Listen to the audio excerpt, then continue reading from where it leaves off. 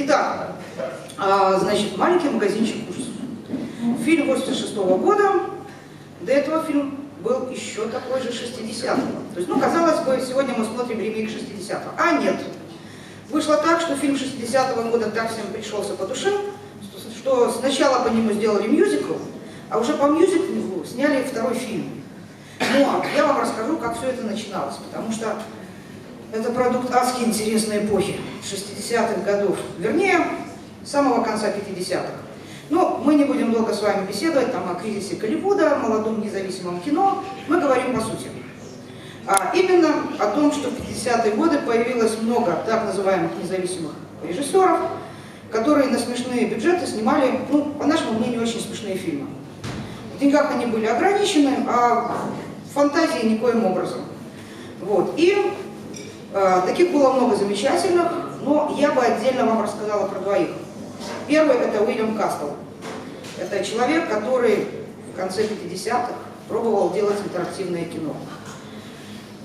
Все закономерно. Кастл поработал на телевидении, и, конечно, ему хотелось вернуть публику в залы. Как он сделал?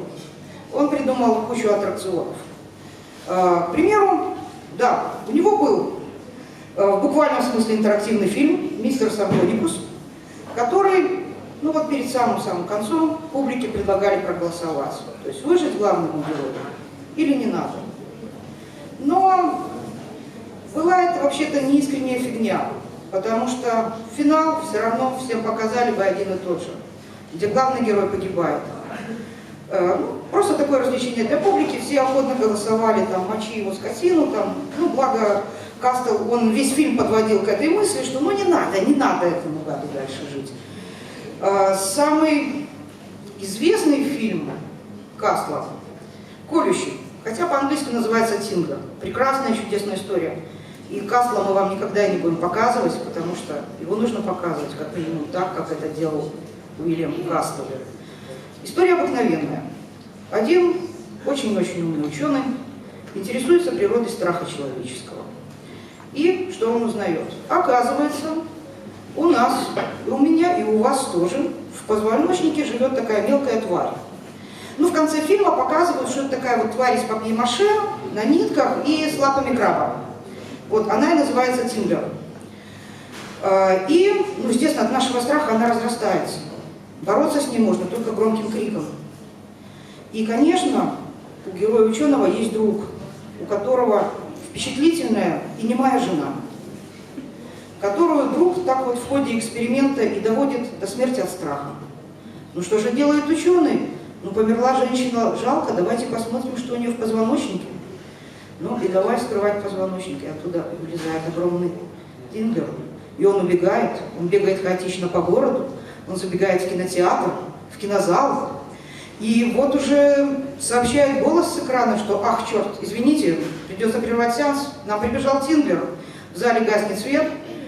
Ну и зрители начинают минут 5 кричать. Почему? Потому что в сиденье их кресел вделаны маленькие моторчики, как раз вот там, где должен Тингер и поселяться в человеческом организме.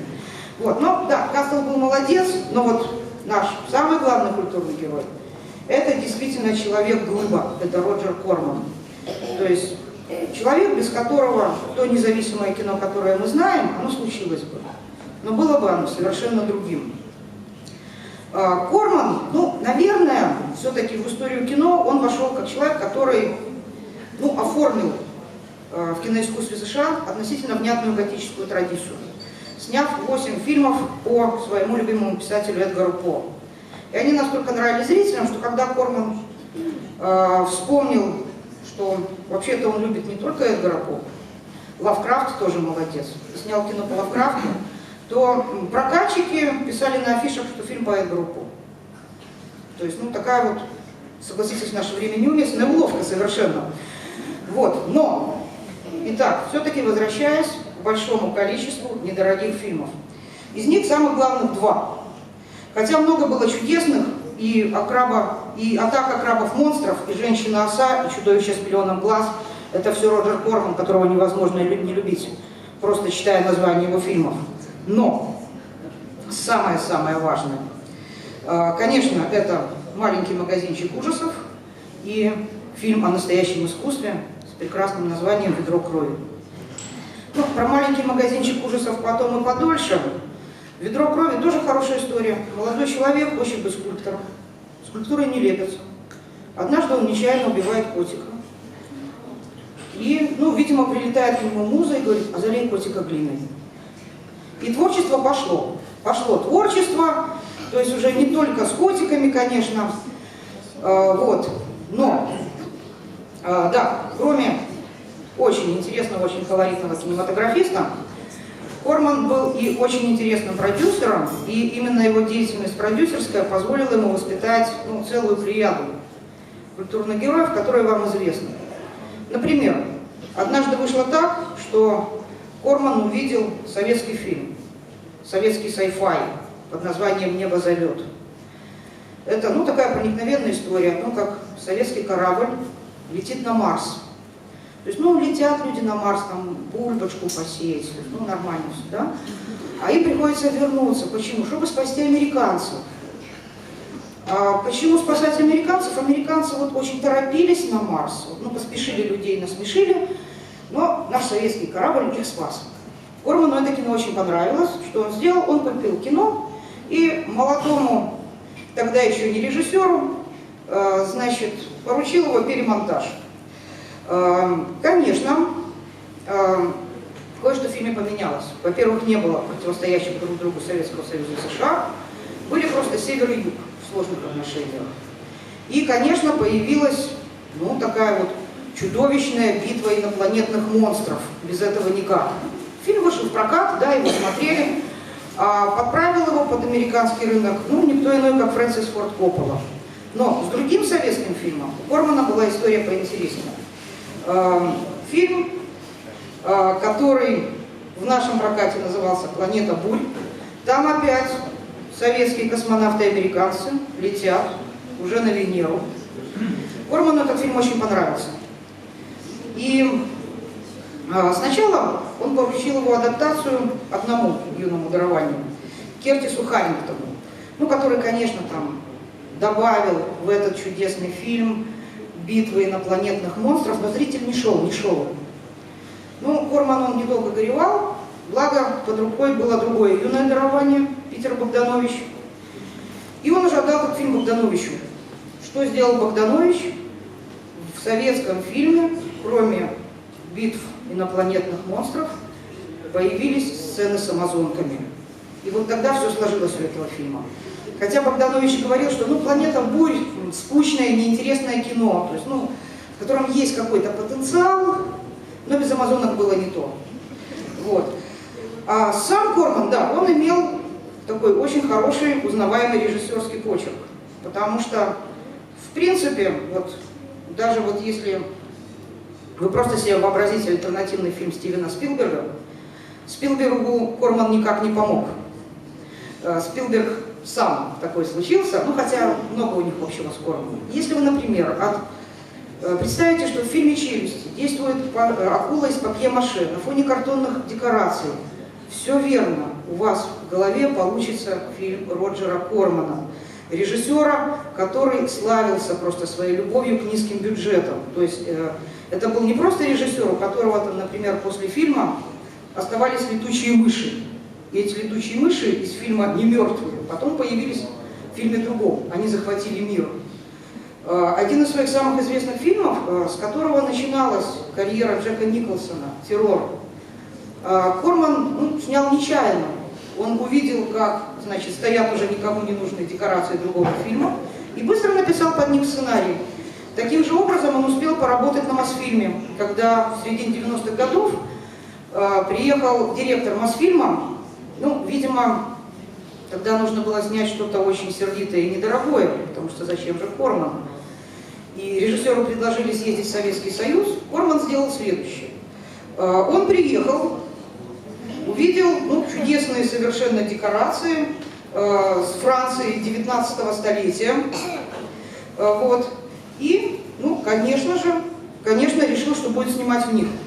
На этом, конечно, дело не закончилось. Он тогда снял фильм «Симфония призраков», то есть очень похожий на его любимого Эдгара По. Потом посмотрел на декорации, думаю, ты что, ну очень хорошие. И снял в этих же декорациях еще один фильм «Похороны крыс» под Брэмом Стокером. Но он расстроился, ему не понравилось на Мосфильме работать, вот, потому что он сказал, что ну, дорого и долго. Это его не устроило. Но он потом обнадеживал поклонников, что, возможно, на фильме поработает. Пока еще не работал, но он живой до сих пор. Я сегодня утром проверяла в Википедии. Все в порядке. Вот, и, то есть, переходя к нашему сегодняшнему чудо-фильму, «Маленький магазинчик ужасов», то есть, да, там, конечно, очень много такого вот фирменного кормановского. Фильм в некотором роде семейный, потому что его соавтор Чарльз Гриффит, автор значительной части сценария, кроме всякого разного, снялся сам в фильме. Он один из пациентов стоматолога, и он грабитель. Именно его голосом озвучен тот самый плотоядный цветочек.